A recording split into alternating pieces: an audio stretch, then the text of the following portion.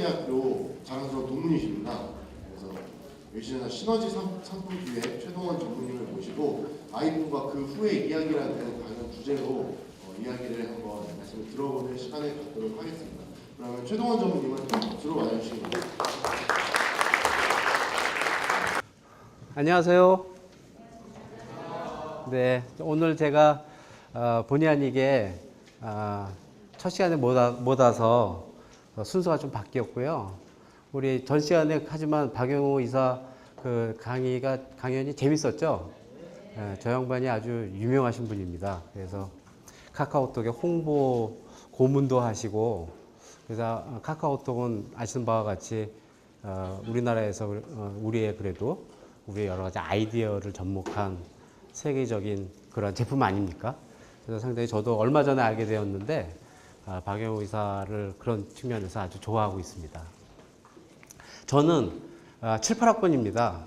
그래서 제가 아까 이제 차를 타고 이렇게 들어오는데 후문으로 들어온 것 같아요. 제가 좀 졸면서 와가지고서 후문으로 왔는데 이렇게 쭉 이렇게 들어오다 보니까 건물이 제가 그동안 무심해가지고서 학교를 별로 많이 안 와봤어요. 한 7, 8년 전에 여기 공대 제 선배가 교수로 계셔서 물론 제 친구도 좀 있지만 만나보러 잠깐 왔다 가가지고 전혀 모르겠길래 기사한테 야, 정문을 한번 가보자. 왜냐면 정문에서는 제가 올라오는 길을 알고 있거든요. 제가 7, 8년도 때 1학년 때 정문을 들어와서 언덕길을 올라와서 계단 쪽을 올라와서 그 계단에 있는 강의실에서 몇 과목을 듣고 또 뒤로 이렇게 넘어가면 운동장이 있었고 축구장이었었죠. 그 옆에 공대 건물에 서 공부를 했어요. 그래서 오늘 와서 물어보니까 전혀 위치를 모르겠고 여기가 바로 그 운동장이었던 그 장소라고 하더라고요. 그래서 그동안에 무심해서 학교를 많이 못 온 거에 대해서 좀 송구스럽다 이렇게 생각을 많이 했습니다. 저는 이제 여기를 84년도에 졸업을 하고요. 85년도 1월 달에 졸업을 하고 LG 반도체를 들어갔습니다. 그래서 LG 반도체에서 계속 상품 기획을 했고요. 그 다음에 LG 반도체가 아시는 바와 같이 그때 뭐 국가 정책에 의해서 현대랑 합병이 되면서 LG 디스플레이라는 회사로 옮겼어요. 그래서 재작년까지 LG 디스플레이에서 계속 상품 기획을 했었고 그 이후에는 다시 또 LG전자로 최근에 와서 LG전자에서 현재 시너지 상품 기획이라고, 시너지 상품 기획은 LG에는 LG전자처럼 세트를 만드는 회사가 있고 또 디스플레이처럼 여러분 잘 아시는 액정을 만드는 회사가 있고 또 뭐 부품을 만드는 회사, 뭐 배터리를 만드는 회사들이 더 많거든요. 그래서 LG 입장에서 보면 이 회사들을 이렇게 다 모아서 가장 세계적인 그런 기술만 모으면 좋은 제품을 만들 수 있을 것도 같은데 뭐 과거에는 서로들 먹고 살기에 바빠서 그랬는지 몰라도 최근에 와서 그 최근이라는 게 아이폰 이후였던 것 같아요. 지금 생각하니까 저렇게 좋은 제품을 만들려면 우리도 뭔가 합쳐져야 된다. 왜냐하면 아이폰에는요 디스플레이는 LG 디스플레이에서 만드는 패널이 들어가요. 카메라는 LG 이노텍에서 만드는 카메라가 들어가고 그 다음에 배터리는 LG 화학에서 만드는 배터리가 들어가고 그래서 모든 중요 분야들이 다 LG에서 나오니까 이걸 시너지 상품 기획을 만들어서 우리들의 그 역량을 합쳐서 좋은 제품을 만들어야 되겠다. 뭐 그래서 그런 일을 한 2년 동안 했어요. 그래서 현재는 시너지 상품 기획과 전략 기획을 같이 맡고 있어서 뭐 우리 회사의 그 미래적인 그런 준비도 그런 일들을 하고 있습니다. 그래서 오래간만에 와서 여기 우리 후배들도 계실 거고 선배님들도 계실겠지만 아무튼 반갑고요. 제가 뭐 아는 건 별로 없지만 오늘 좋은 시간이 돼서 저는 우리 강연을 많이 물론 젊었을 때는 많이 했기도 했지만 요즘은 거의 뭐 안 하죠. 뭐 회사 일도 바쁘고 뭐 그런데 참 희한한 게 지금 최근에 우리가 얘기하는 뭐 혁신, 융합, 시너지, 창조 그런 일들이 지금 한국에서 거의 좀 화두 아닙니까? 그런 얘기들이 바로 아이폰이 나오고 나서부터 그런 얘기들이 많이 나오기 시작했어요. 근데 공교롭게도 제가 그때 당시에 LG 디스플레이 상품 계획이 있으면서 애플하고 굉장히 가까운 사이였었고 제가 뭐 그때만 해도 뭐 상무나 그런 급이었으니까 스티브 잡스는 직접 만나지 못했지만 지금 스티브 잡스 돌아가신 다음에 맡고 있는 팀쿡이 CEO인데 팀쿡 이하 이제 사람들은 많이 만나면서 제품도 같이 기획하고 그런 일을 했으니까 우리가 지금 많은 이런 융합이나 뭐 창조 같은 얘기를 할 때 바로 롤 모델이 되는 애플에 대한 얘기를 그래도 좀 왜 이런 회사들이 이 회사가 어떻게 해서 지금 세상을 이렇게 망가지게 만들어 놨는지 그런 얘기들을 좀 더 리얼하게 현장의 소리로 여러분들한테 전해줄 수가 있다면 또 있을 수 있을 것 같아서 다행인 것 같고요. 오늘 얘기해서 뭐 사실 다 아는 얘기일지도 모릅니다. 그러나 뭔가 하나라도 서로 같이 얘기하면서 그런 걸 서로 생각하는 시간이 됐으면 좋겠다고 생각을 합니다. 아까 사회자가 시간이 너무 딜레이 됐다고 걱정하던데 제가 많이 단축을 시켜드릴 테니까 걱정하지 마시고 자, 그럼 지금부터 얘기를 해보겠습니다. 제목은 아이폰과 그 후의 이야기라고 해서 아이폰이 나와서 세상을 어떻게 변화시켰고 그 후에 현재는 어떤 일이 일어나고 있는지에 대해서 얘기를 같이 나눌까 합니다.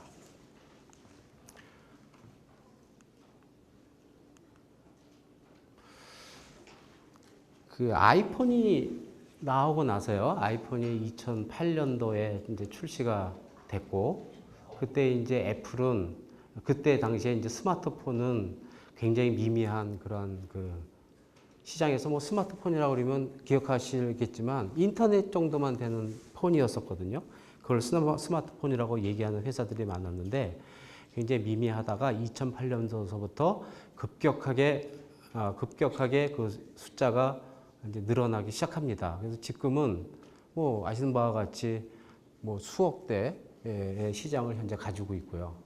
그 다음에 2010년도에 제가 이제 아이패드를 같이 개발한 그 경험이 있는데 이 아이패드의 패널을 여러 가지를 이제 LG 디스플레이가 만들어주면서 제가 그때 당시에 상품 기획을 했었습니다.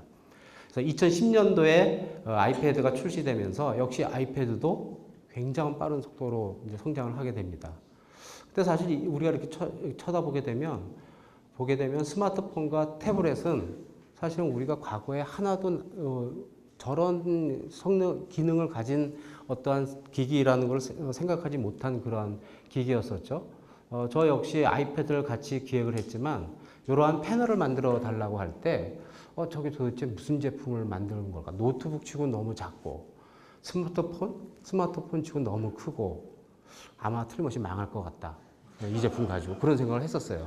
그러니까 저도 상품 기획에서 지금 거의 한 30년을 상품 기획만 한 사람인데 그런 걸 생각하지 못한 그런 제품이 아이패드였었고 굉장한 시장이 성장이 됐죠. 근데 이런 두 제품이 나온 이후에 우리 산업에는 큰 변화가 일어나기 시작하는데 제일 먼저 영향을 받은 게 노트북이었던 것 같아요. 더군다나 태블릿이 나오고 나서 아이패드가 나오고 나서 사람들이 노트북을 쓰는 것보다 아이패드에 쓰는 사람들이 많아졌고 해서 노트북이 감소하기 시작했고 또 노트북이 감소하게 되니까 역시 모니터도 정체를 하게 돼서 현재 시장에서 보면 과거 대비해 가지고 노트북 시장이 가장 크게 감소를 해서 과거에 노트북을 만들던 회사들이 지금 고생을 많이 하고 있습니다.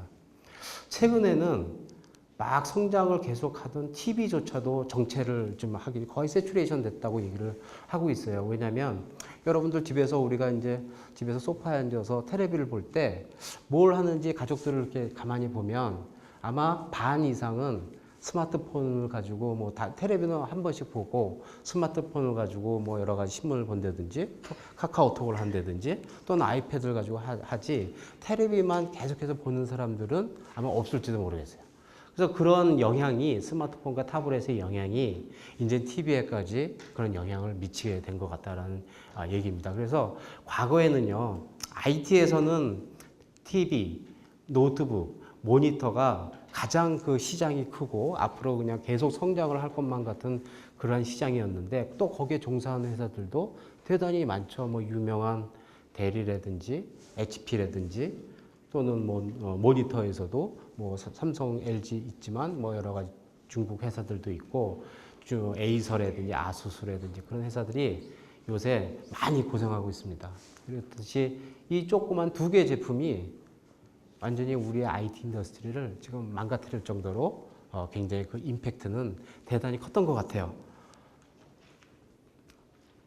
또 한 개 예를 들어보게 되면 요건 전 세계 이제 휴대폰 마켓이었는데 아까는 IT 그 업체들을 많이 이제 망가뜨렸는데 휴대폰 업계에서도 2008년도 저희 휴대폰 마켓 시어를 보게 되면 당시에 뭐 노키아가 세계에서 1등이었었죠. 뭐 해외에 나가면 노키아 폰을 가진 사람이 대단히 많을 정도로 삼성이 뭐 한 3분의 1 정도밖에 안 되는 LG가 그 밑이고 모토로라, 애플 순으로 그때 당시에 애플 마켓 시어는 1.2%였습니다. 그러던 것이 이제 최초의 아이폰이 나오고 나서 애플이 계속해서 성장을 하고 그다음에 패스트 팔로우로서 삼성이 흉내를 냈는데 성공을 하고 해가지고 현재는 아시는 바와 같이 애플과 삼성이 스마트폰 즉 전 세계 휴대폰을 거의 다 장악을 하고 있는 상황이에요. 그러니까 어떤 일이 생겼냐면 최근에 보면 그 유명한 노키아가 더 이상 적자를 감당하지 못하고 더군다나 이제 매출이 이렇게 크다가 매년 이렇게 떨어지게 되면 여러 가지 그 규모가 큰 회사들이 운영상 견뎌낼 수 없기 때문에 MS의 인수가 됐다든지 아니면 최근에 모토로라가 구글의 인수가 됐죠. 블랙베리가 현재 매각을 선언했고 여러 회사들한테 이제 매각을 하기 위한 그런 움직임을 보이고 있답니다. 그래서 애플 하나 회사 때문에 앞에서 TV, 모니터, 노트북 회사들도 현재 다 힘들어하고 뭐 스마트폰, 휴대폰 업계에서는 과거에 1, 2, 3등 물론 LG하고 삼성은 아니지만 노키아라든지 모토로라든지 블랙베리 같은 회사들은 이미 세상에서 없어지는 그러한 일들이 생기게 되는 겁니다. 그럼 도대체 아이폰과 애플이라는 그런 회사는 도대체 어떤 회사라서 또 어떤 제품을 만들었길래 이렇게 온 세상을 깜짝 놀랄 만큼의 일들을 영향을 우리가 줬는지를 다시 한번 생각해 볼 필요가 있을 것 같아요. 그 아이폰과 아이패드가 이렇게 산업에 커다란 임팩트를 준 거는 당시에 그 애플이 생각하기에 당시에 개인들이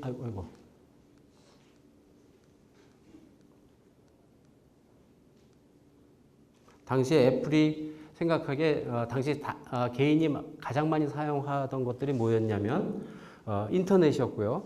우리 뭐 기억에도 있죠, 그죠? 그다음에 휴대폰이었었고, 그다음에 이제 MP3를 통해서 음악을 듣는 것들이 보통 우리 모든 그 사람들이 그때 당시에 생활 습성이었을 겁니다. 그런데 어느 날 그 애플의 스티브 잡스가 대만에서 개발된 이 어떤 터치의 샘플을 보게 됩니다. 근데 그때 당시에도 물론 터치는 있었어요. 한 손으로 이렇게 하면 뭐 터치가 되는 옛날에 LG 폰에서도 초콜릿 폰은 뭐 세계 최초로 휴대폰에다가 터치를 적용한 폰이라고도 하잖아요.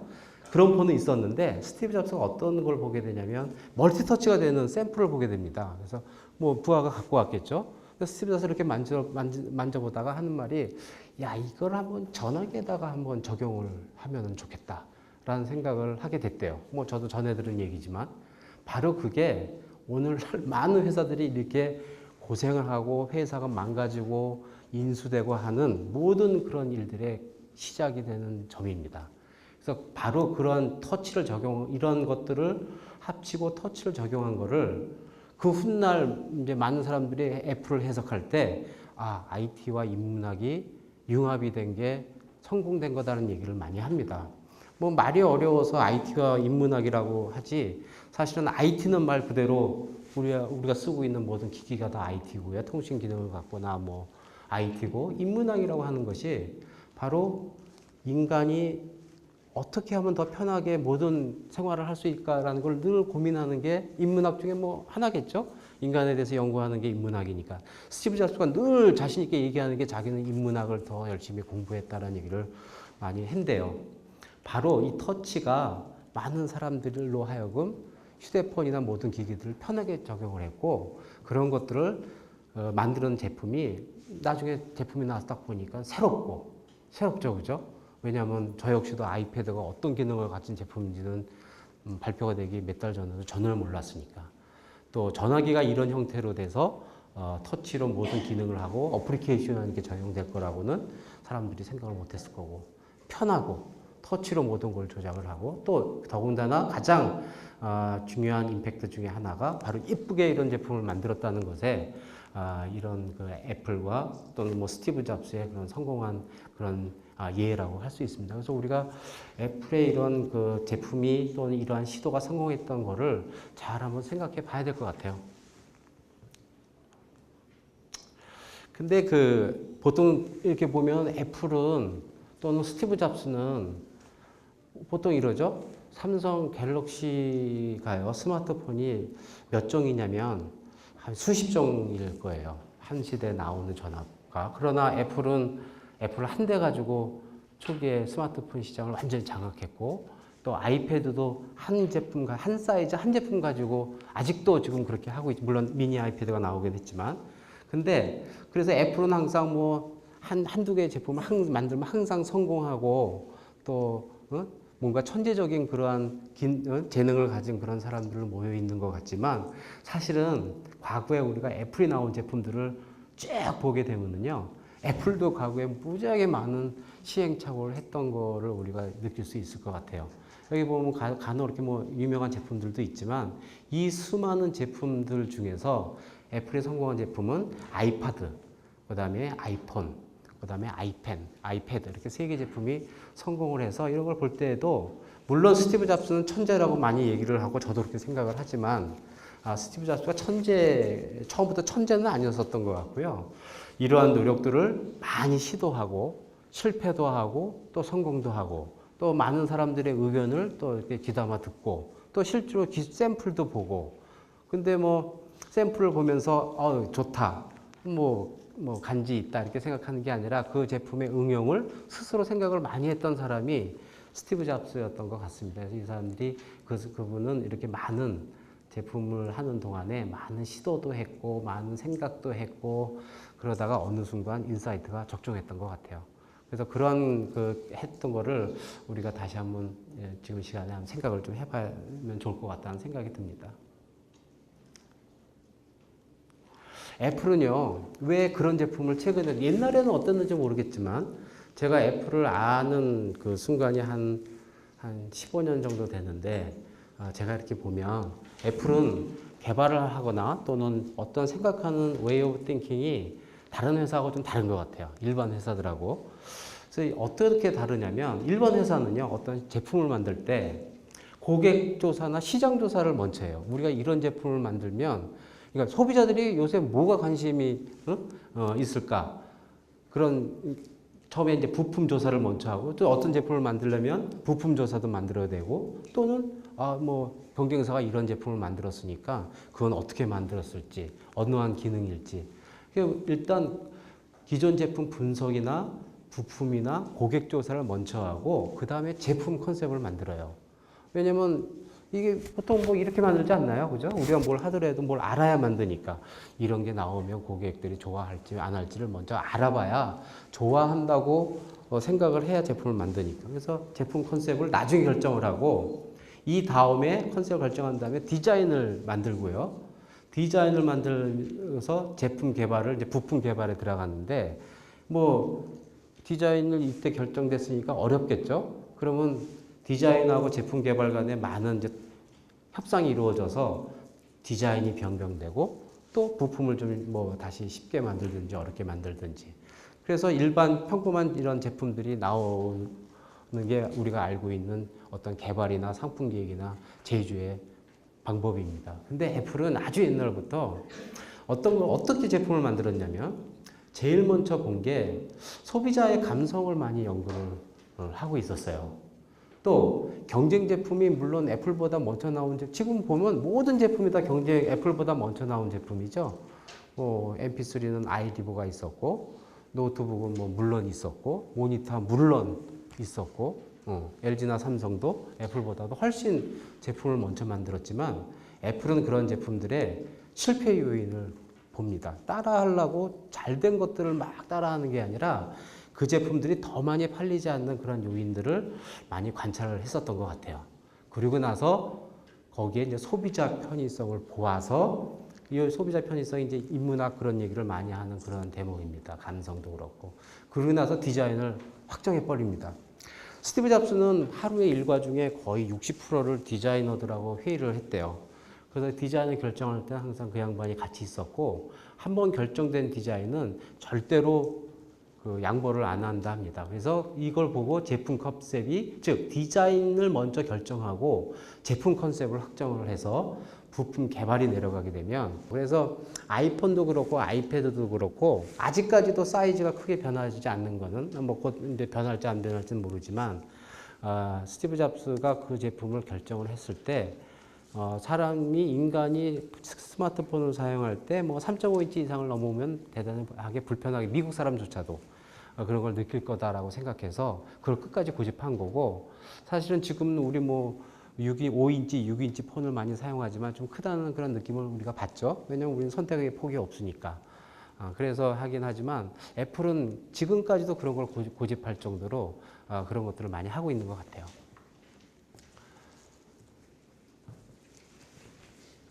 그래서 지금부터 얘기할 거는요, 잠깐 불이 나가서 제가 끈 건 아니죠. 지금부터 얘기할 거는, 여태까지는 애플 얘기를 많이 했어요. 스티브 잡스가 아이폰과 아이패드를 개발하고 한 얘기를 많이 했는데, 지금부터는 무슨 얘기를 할 거냐면, 근데 왜 지금부터는 지금까지 스티브 잡스가 돌아가신 다음부터 지금까지 또는 앞으로도 왜 이런 유사한 제품들은 나오지 않는가에 대해서 우리가 한번 생각해보는 시간을 가질 겁니다. 우리가 융합을 해야 한다.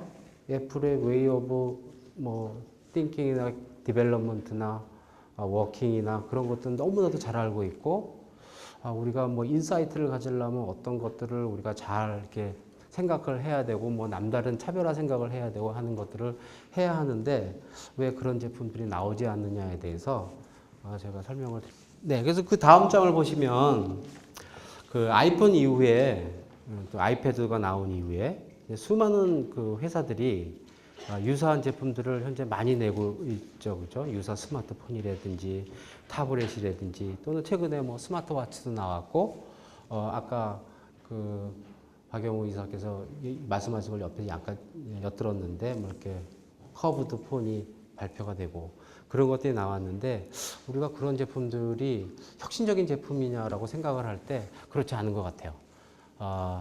사이즈를 그냥 키웠고, 그 다음에 옆에 그 테두리인 베젤을 좀 얇게 만들었고, 그 다음에 CPU를 좀 좋은 걸 써서 뭐 좀 빠른 전화기를 만들었고, 또는 모양을 테두리를 각지게 만들거나, 또는 뭐 원형으로 만들어서 좀 더 모양을 예쁘게 만든 것뿐이지, 실제적으로 애플이 처음에 어떤 제품이 나왔을 때 같은 그러한 임팩트를 갖는 제품은 절대 아니고, 그냥 유사한 모디파이 제품 정도라고 생각이 돼요. 심지어는 최근에 나온 이제 올해 그 독일에서 열린 이파쇼에 갔더니 여러 회사에서 스마트워치가 나왔는데, 혁신 제품이라고 몇 달 전서부터 얘기했지만, 스마트폰은 뭐 옛날부터 있었던 거고요. 그건 이미 너무나도 잘 알려진 얘기고, 이미 알려진 혁신은 사실 혁신이 아닌 것 같아요. 그냥 뭐 손에 있는 스마트폰을 손목 위에다 옮겨놓은 것 뿐이지, 전화를 받으려면 불편하고요.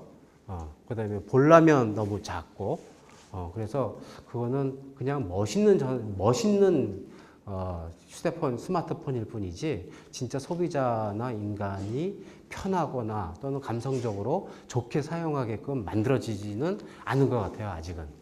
그래서 설령 그게 이제 더 좋게 발전이 될 수는 있겠지만, 아직도 많은 지금 오늘도 뭐 새로운 신제품이 많이 각 나라에서 나오고 있겠지만, 아직까지는 그런 그 애플의 과거의 그런 창조적인 그런 제품은 아직 나오지 않았다, 그렇게 봅니다.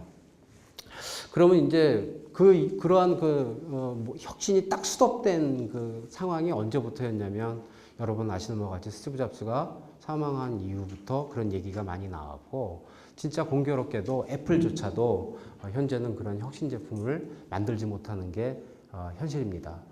최근에 i4가 그랬고, i5가 나오면서도 실제로 뭐 과거하고 달라진 거는 스펙, 사양일 뿐이고요. 최근에 그 아이폰 사양일 뿐이고,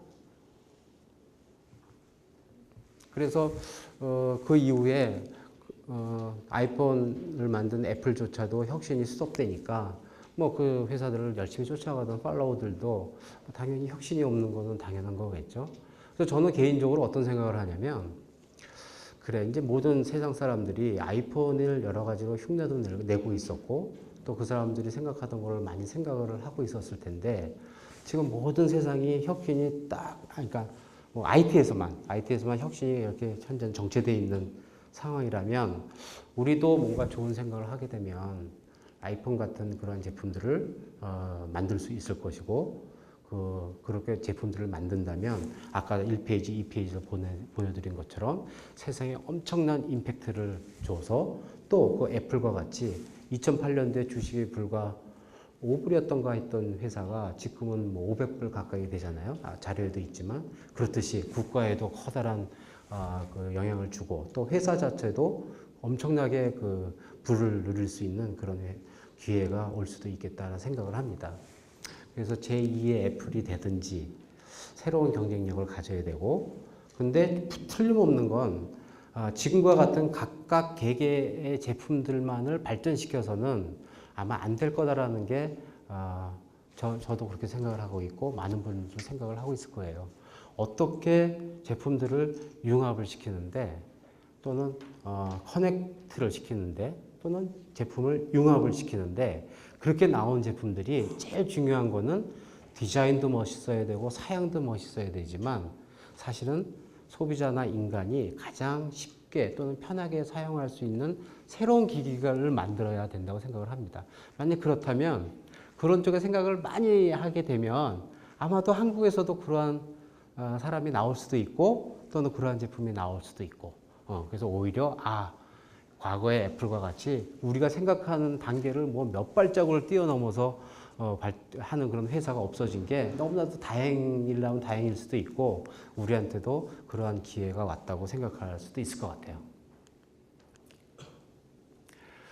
그래서 그렇다면 그런 우리가 늘 얘기하는 창조적인 융합을 만들려면 사실은 뭐 이거는 정답이 없는 거예요. 이론이 너무 많고 그냥 말씀하시는 분마다 다른 얘기도 워낙 많고 저 역시도 그 중에 하나일 뿐일지는 모르지만 제 경험에 비춰보면 창조적 융합을 위해서는 사람들이 인사이트를 가져야 할 것 같고 개방된 사고를 가져야 할 것 같고 아까 애플의 수많은 제품 중에 3개 제품이 성공을 했던 것처럼 어떤 실패도 좀 경험을 해야 할 것 같고 하지만 결론적으로 뭐가 나오든지 간에 소비자 입장에서 제한이 반드시 돼야 되겠다는 생각을 합니다. 그 중에 이제 처음에 인사이트에 대해서 이제 말씀을 드리면 인사이트라고 하는 거는요, 예리한 관찰력을 사물을 꿰뚫어 본다는 의미의 그런 단어랍니다. 인사이트. 사물을 예리한 관찰력으로 꿰뚫어 본다.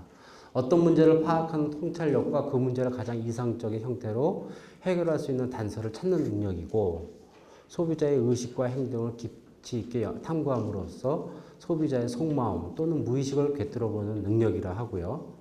그래서 인사이트가 없는 제품은 아무리 좋은 스펙이나 디자인이라도 성공할 수 없는 거예요. 아마도 스마트워치가 뭐 현재는 그렇다고 저는 그런 제품이 너무 많은데 최근에 나온 제품 중에 이렇게 보면 스마트워치가 좀 그런 것 같아요. 뭐 애플도 이제 만든대죠. 애플이 나온 제품을 한번 봐야 되겠어요. 과거의 애플과 같은 엄청난 임팩트를 주는 제품인지 아니면 최근에 아이폰 5처럼 뭐 누구든지 생각할 수 있는 제품인지는 이제 보게 되면 우리한테 기회가 얼마나 있는지도 우리가 생각할 수 있을 것 같아요. 한마디로 줄여 말씀드리면 인사이트는요, 불편하거나 또는 보기 안 좋은 것을 개선하고 보기 좋게 하는 것이 인사이트입니다. 여러분 이제 어느 워크숍을 회사에서 마찬가지지만 야 인사이트를 한번 워크숍을 하자. 그래가지고 야 인사이트 한번 내봐. 이번 제품을 상품 기획을 하는데 인사이트 한번 내봐. 그러면 사람들이 말이 어려워가지고 되게 어려워하고 고민스러워하고 아마 그래요. 그러나 인사이트라고 하는 건 단어적인 사전도 그렇지만 단어적인 사전의 내용은 뜻은 그렇지만 인사이트라는 건 아주 간단하게 얘기하면 보기 좋지 않거나 불편한 거를 좋게 만드는 그런 관찰 능력을 인사이트라고 얘기를 한다면 아주 쉽게 이해가 될 수 있을 것 같아요. 인사이트 몇 개를 한번 예를 들어 볼까요? 뭐 이게 뭐 좋다는 건 아니지만 외국 유럽을 가면 어떤 회사가 냉장고를 저렇게 만든대요. 이게 냉장고거든요. 그래서 근데 우리가 세계에서 냉장고를 가장 만드는 한국 업체들에서 나온 제품들을 보면 흰색이나 회색이 많거나 또는 메탈을 입히거나 유를 입히거나 그게 단데 이 회사는 냉장고를 이렇게 만들면서 상당히 비싸게 판답니다. 그래서 실제로 상당히 비싸요. 이런 예라든지 이거 토스터기 같은데 만일 토스터기는 항상 토스터를 우리가 먹을 때 불편한 게 뭐냐면 얼마나 구워질지 몰라서 매번 조정하고 뭐 몇 번씩 왔다 갔다 하고 그런 경험이 있죠. 근데 만일 이게 뭐 직접 구워지는 걸 볼 수만 있다면 되게 편할 것 같아요. 그죠? 이런 거라든지 한 예로. 그 다음에 이제 물론 이건 현재 나온 제품인데 저도 이제 과거에 이런 생각들을 많이 합니다. 스마트폰에는 CPU가요. 쿼드코어가 들어있어요. 그 쿼드코어는 물론 노트북의 쿼드코어보다는 약간 성능이 떨어질지 모르지만 거의 비슷해요. 최근에는 뭐 옥타까지 나오잖아요. 근데 노트북을 봐도 쿼드코어를 쓰고 있고 모니터를 데스크탑을 봐도 쿼드코어를 쓰고 있고 테레비를 봐도 쿼드코어를 쓰고 있거든요. 그 이유는 왜냐면 스마트폰에서 사용하고는 모든 스마트 기능들을 각각 기기들이 쓰려고 하기 때문에 그 쿼드코어가 필요한 거예요. 근데 만일 스마트폰의 쿼드코어만 CPU만 이용해서 테레비를 무선으로 얘가 갖고 있는 모든 스마트 기능을 활용만 할 수 있다면 되게 편하겠죠? 싸게 만들 수 있고 또 여러 가지 편할 거예요. 그러면 이제 최근에 클라우드라는 게 있으니까. 그래서 구글에 최근에 한국에는 아직 출시가 안 됐는데 미국에 출시되어 있는 크롬 캐스트라고 하는 이 제품을 보게 되면 34불짜리 동굴입니다. 34불짜리 얘를 여기다 USB 테레비 뒤쪽에 이제 꽂아 놓게 HDMI 코드에 슬롯에 끼워 넣게 되면 스마트폰에 앱을 받아서 크롬 뭐 영화를 하나 골라서 보다가 크롬캐스트를 누르면 여기 이제 바로 가는데 이건 뭐 지금도 그런 기능이 있어요. 미러링이라고. 그러나 얘는 그게 아니라 이쪽 명령을 주면 클라우드에서 넷플릭스에 있는 영화, 즉 스마트폰에서 보던 거가 이제 다시 내려가서 우리는 영화를 볼 수 있고 스마트폰은 이제 다른 걸로 또 계속 쓰는 거예요. 뭐 인터넷을 보든지. 그렇게 하게 되면 똑같은 스마트 TV인데 싸게, 그죠? 또 편하게 하는 거가 크롬캐스트예요. 지금은 아주 초기 버전이기 때문에 현재는 미국에서 많이 그 영화 사이트로 유명한 넷플릭스라든지 유튜브를 이렇게 그 정도만 볼 수 있고 음악 정도 들을 수 있는데 이게 이제 뭐 한국의 다시 보기라든지 그런 우리 푸크나 또는 그 티빙 같은 데랑 제휴를 하게 돼서 말이에요. 그런 것들 기능까지 된다면 32불을 가지고 스마트 TV를 만들게 되는 거죠. 그래서 이런 것들을 생각하는 사람들은 재밌는 사람들인 것 같아요. 그래서 지금 많이 팔리고 있다 합니다. 언젠간 한국에서 나오겠지만. 우리가 이제 많은 스마트폰을 만들고 있고, 또 아까도 보여드렸지만 유사한 아주 멋있는 사이즈도 큰 스마트폰도 나오고, 카바도 멋있고, 또 뭐 좀 휘고, 뭐 손 위에도 올리고 그런 게 나오지만, 실제로 소비자는 사실은 그런 거보다는 진짜 소비자가 필요한 거는 배터리를 좀 오래 썼으면 좋겠고, 그 다음에 떨어뜨려도 안 깨지고요. 그 다음에 물에 빠뜨려도 또는 비를 맞아도 뭐 끄떡없는 스마트폰을 만든다면, 그러면서 디자인을 지금 것 같은 걸 유지를 한다면 상당히 좋을 것 같아요. 그런 제품이 나오면 많이 팔릴 것 같아요. 그러나 지금은 못 만들어요. 왜? 어려우니까. 그래서 사람들이 우리가 이렇게 보면 너무 어려운 거는 생각을 많이 안 하고, 우리가 조금씩 할 수 있는 모디파이 정도로만 제품을 진전해 나가는데, 실제로 보면 진짜 소비자가 원하는 거는 이러한 기능을 가진 스마트폰이 지금부터는 뭐 필요하다고 생각하지 않을까 이렇게 생각이 들어요. 다음에 두 번째는 개방된 사고를 갖자라는 얘기입니다. 우리가 지금 많은 뭐 애플 얘기도 하고 융합 얘기도 하고 모든 것들을 다 IT 내에서만 지금 하고 있어요. 그래서 뭐 텔레비랑 연결을 해볼까? 뭐 모니터, 뭐 스마트폰과 스마트폰끼리도 한번 연결을 해보고 또 뭐 그 안에서 뭐 만들다 보니까 뭐 6인치짜리 뭐 스마트폰도 나오게 되고 뭐 15인치짜리 타블렛도 나오게 되고 막 그런 이상한 제품들이 막 나오는 거거든요. 그러나 앞으로의 융합은 IT에서만 융합이 아니라 가전이라든지 또는 자동차라든지 또는 병원과의 뭔가 그런 연결을 또는 커넥티비티를 해서 새로운 제품도 생각할 수 있고 할 수 있을 것 같아요. 세상에는 점점점 나이도 많은 그러니까 고령화가 많이 진행이 돼서 뭐 병원을 많이 지금보다는 많이 이용할지는 모르겠는데 만약 그렇다면 그분들이 저 시골에 있는 사람들도 늘 병원을 왔다 갔다 한다. 지금처럼 IT가 발전된 세상에서 그런 생각에서 많은 그런 우리가 새로운 제품과 융합 제품을 한번 생각해 볼 수 있지 않을까. 뭐라고는 저도 모르지만 물론 뭐 전 상품 계획을 하고 있으니까 하지만 이제 일반적으로 얘기를 할 때 우리가 개방된 사고는 이제 IT에서 벗어나서 우리 주변에 있는 모든 제품들을 같이 엮는 그런 우리가 노력도 좀 많이 생각을 해야 한다 그런 뜻입니다.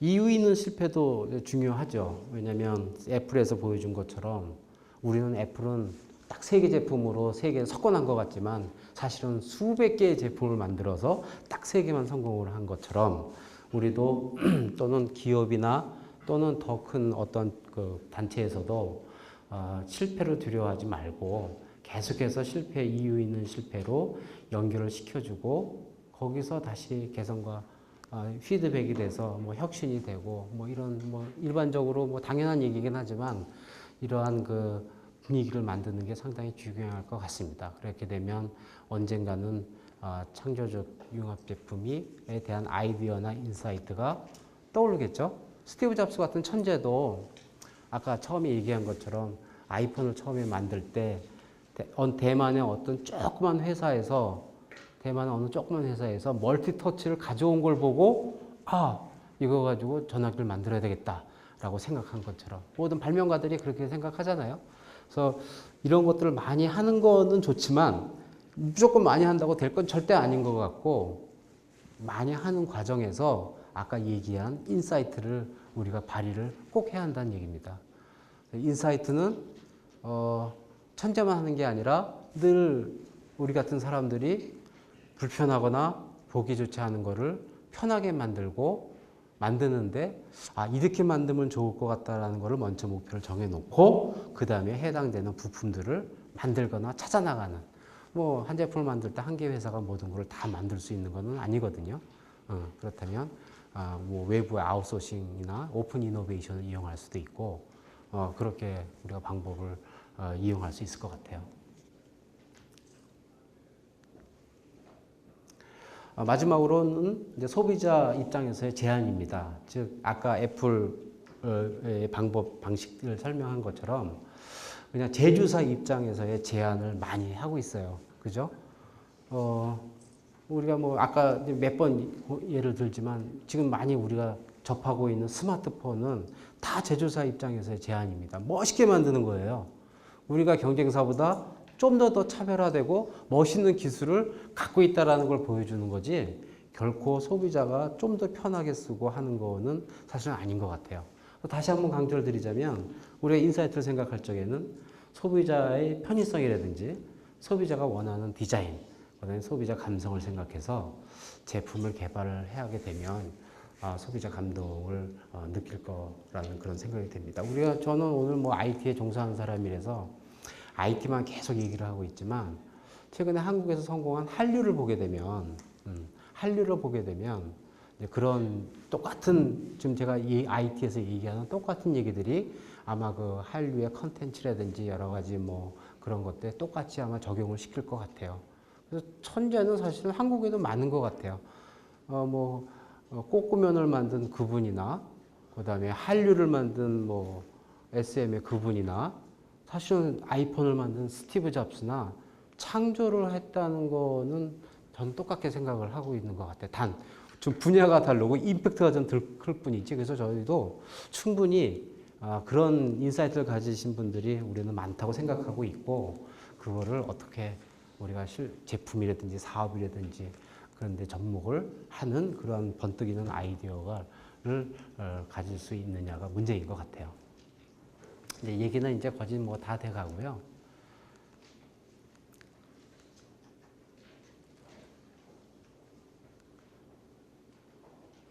그래서 이제 말은 뭐 다 이제 멋있게 뭐 인사이트도 중요하고 뭐 통합형 인재가 더 좋고 브리콜리드도 좋고 뭐 다 좋은데 어떻게 만드냐거든요. 사실은 어떻게 만드냐 하는 거는 어느 왕도는 없는 것 같아요.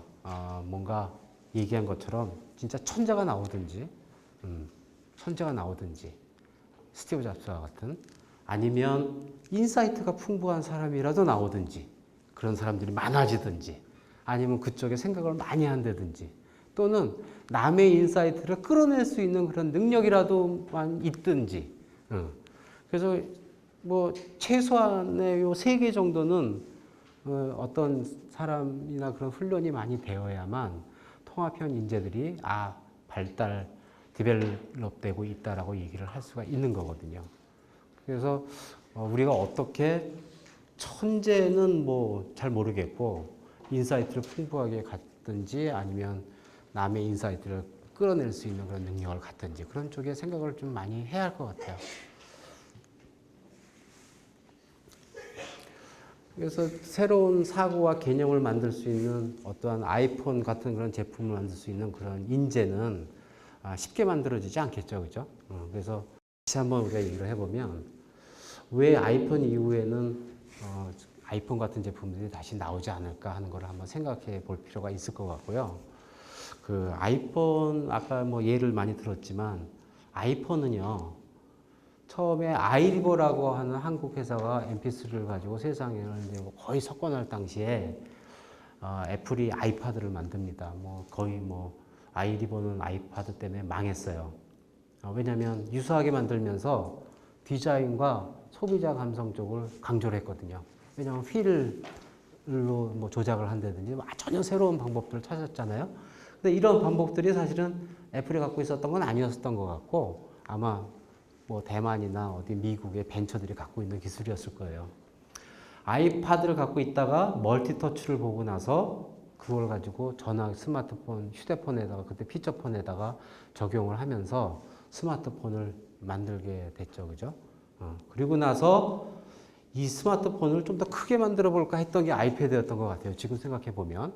근데 그때 당시에는 그렇게 만들려면 디스플레이가 굉장히 고해상도가 되어야지만 왜냐하면 이 조그만 9.7인치 4:3 비율에다 노트북만큼의 정보를 집어넣으려면 해상도가 굉장히 높아야지만 모든 같은 페이지를 이렇게 볼 수가 있어서 그때 당시에 고해상도의 그 대형 디스플레이 그러면서도 조그마니까 이렇게 또 고정시켜서 보는 것도 아니고 조금해서 막 이렇게 왔다 갔다 하니까 IPS라고 하는 측면에서 봐도 화질이 좋은 그런 제품을 이제 찾고 나서 그걸 가지고 아이패드 쪽도 발전을 시켰다라는 아까 말씀드렸던 그런 얘기인데 여기서 중요한 얘기는요. 또 하나 오늘 뭐 구글 얘기는 많이 안 했지만 구글을 다시 우리가 구글을 이렇게 보게 되면은 구글은 사실은 공교롭게 거의 비슷한 시기에 안드로이드라고 하는 회사를 인수를 합니다. 그래서 그걸 가지고 안드로이드 OS를 만들었어요. 구글이 뭐 포털하던 회사였으니까 돈만 있었던 회사 아닙니까? 그래서 안드로이드 회사를 인수를 해서 OS를 만들었는데 이게 뭐 지금 애플의 iOS랑 큰 쌍벽을 이루고 지금은 더 많이 팔리고 있는 것처럼 뭐 우리가 지금 생각하면 야 안드로이드 OS조차 없었으면은 세상은 진짜 큰일 날 뻔했다라는 생각을 그래도 하죠. 그리고 나서 애플과 달리 참 이상한 게 MS는요 OS를 윈도우 OS를 갖고 있으면서 돈 받고 파는데 이 회사는 되게 이상하게 OS를 오픈 정책을 하잖아요.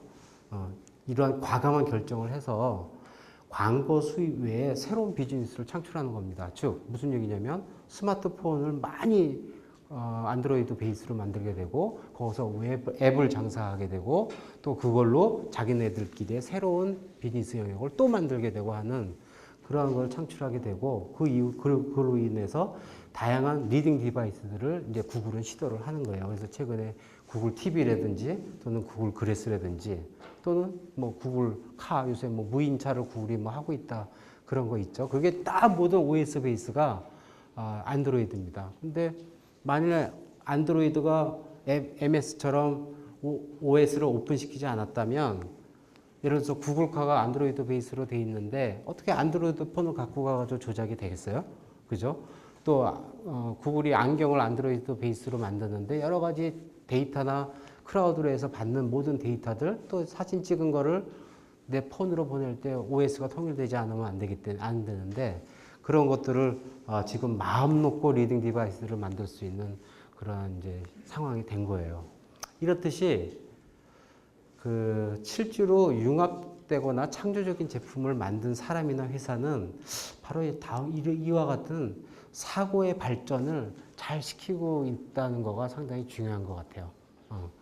구글 뭐 젊은 사람들이 모여서 만든 회사고 하지만 이런 회사들을 많이 이런 사고의 방식을 이렇게 발전시켜서 결국은 세계를 지금 뭐 이렇게 말하면 좀 웃기긴 하지만 애플과 구글이 지금 세상을 거의 양분해서 하고 있다라고 해도 과언은 아니죠.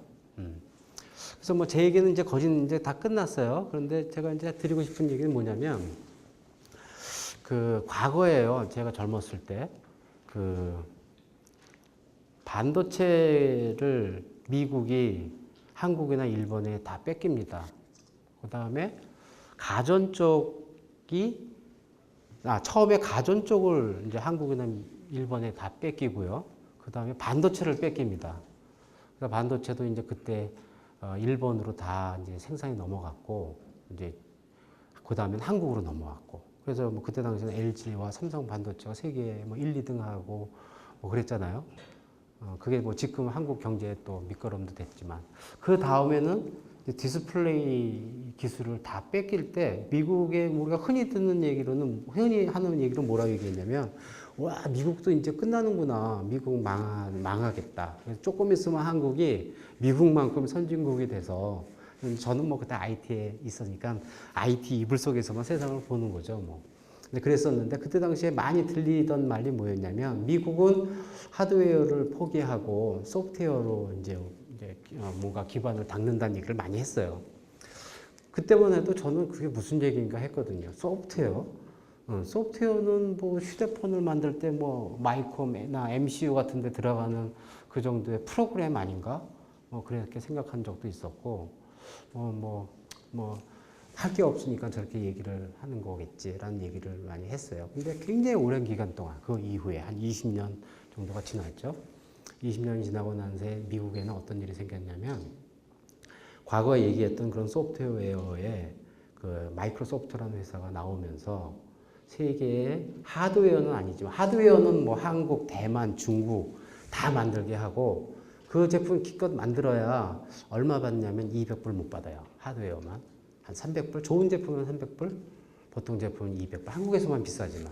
하지만 마이크로소프트는 OS만 가지고 250불, 뭐 300불까지 받은 적 있잖아요. 매 세대가 나올 때마다 마이크로소프트가 나옵니다.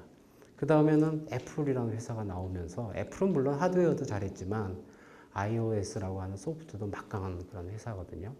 그동안에 애플이 뭐 한때 애플이 망하려고 한 적도 있었고 저희가 애플이 망할까봐 디스플레이를 안 판 적도 있었어요. 근데 그 20년 동안 애플이 혼자서 스티브 잡스가 뭐 들어왔다 나왔다 하면서 만든 게 아이폰이었어요. 뭐 세상 사람들은 아무도 몰랐죠.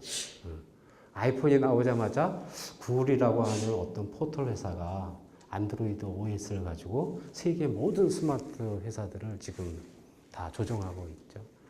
만일 안드로이드를 못 쓰게 한다면 세계 스마트폰 회사들은 다 망할걸요. 왜냐하면 삼성의 뭐 OS도 자체 OS도 잘 안 되고 있고 기존에 나와 있는 몇몇 개의 OS들도 안 되고 있다시피 그래서 그렇게 미국은 그때 이제 하드웨어를 아시아 국가들한테 다 넘기고 나서 굉장히 오랜 기간 동안 그런 인사이트도 키웠고 또 새로운 기술을 개발했고 또 그게 뭐 자기네 돈으로 한 것도 있겠지만 실리콘밸리 어떤 그런 단지에서 그런 아마 그 장려도 많이 했을 거고 그런 인프라나 그런 것도 많이 만들어서 또 국가 정책에도 뭐 반영이 된 것도 있었을 거고요.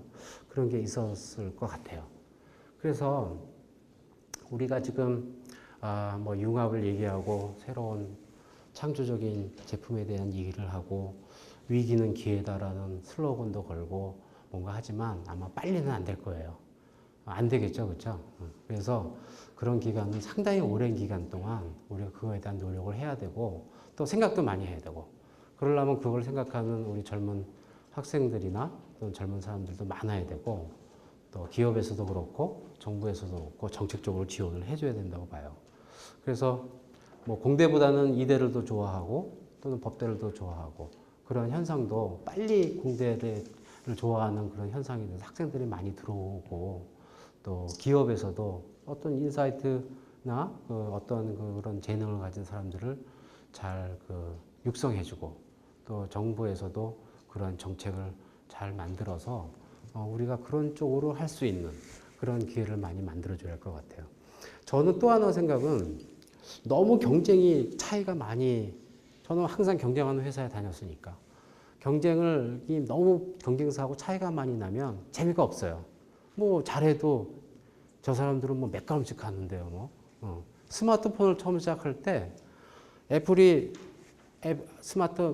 아이폰을 만들어가지고 뭐 투쓰리 막 나갈 때 뭐 삼성은 갤럭시 해가지고 뭐 했는데 한참 지금은 잘하지만 그리고 또 LG도 스마트폰 뭐 어려워하고 너무 애플이 빨리 가니까 재미없어요. 근데 만일 어느 날 모든 스타팅 포인트가 같이 이렇게 딱 돼 있다.